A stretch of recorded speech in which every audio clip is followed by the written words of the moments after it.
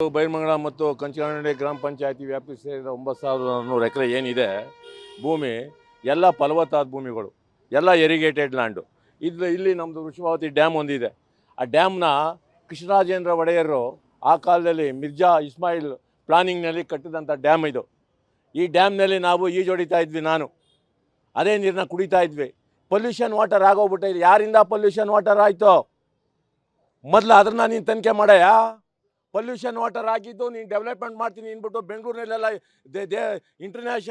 Interstate ಜನನೆಲ್ಲ ತಗೊಂಬಂದು ಬೆಂಗಳೂರಿನಲ್ಲಿ ಕುಂಡಿಸ್ಕೊಂಡು ಆ ವಾಟರ್ನ ಪೊಲ್ಯೂಷನ್ ಮಾಡಿದವ್ರು ಯಾರು?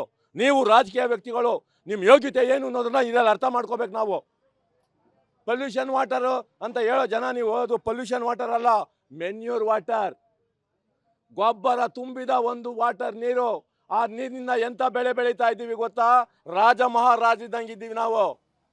ನೀವು ನಮ್ಮನ್ನು ಕೆಣಕಬೇಡಿ ರೈತರನ್ನ. ರೈತರು ಯಾವುದೇ ಕಾರಣಕ್ಕೂ ಭೂಮಿ ಕೊಡೋದಿಲ್ಲ. ಆಮೇಲೆ ಇನ್ನೊಂದು ವಿಷಯ ಹೇಳ್ತೀನಿ. ನೀವು ಅಲ್ಲಿ ಅಪಪ್ರಚಾರ ಮಾಡಿಕೊಡ್ದು ಕ್ಯಾನ್ಸರ್ ಕಾಯಿಲೆ ಬರ್ತದೆ, ಅದು ಬರ್ತದೆ, ಇದು ಬರ್ತದೆ ಅಂತ.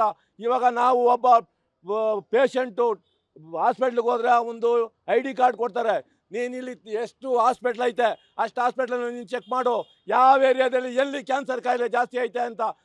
ನೀವು ರುಜುತ್ ಮಾಡಿದ್ರೆ ಆವತ್ತೇ ನೀವು ಸರೆಂಡರ್ ಆಯ್ತೀವಿ ನಾವು. ಇಲ್ಲದ ಬಲ್ದ ಊಟ ಪಾಠ ಅಂಥದ್ದು ಇಂಥದ್ದು ಆಟೋಟ ಪಾಠಗಳನ್ನ ಆಡಬೇಡಿ ನೀವು. ನಿಮ್ಮ ಯೋಗ್ಯತೆಗೆ ತಕ್ಕದಲ್ಲ, ನಿಮ್ಗೆ ಮಾನ ಮರ್ಯಾದೆ ಇಲ್ಲ ಅಂತ ನಾನು ಇವತ್ತಿನ ಹೇಳಿ ಖಂಡಿಸ್ತೀನಿ. ನ್ಯೂಸ್ ಫಸ್ಟ್, ನಿರ್ಭೀತಿಯಿಂದ ನಿಮ್ಮ ಪರವಾಗಿ.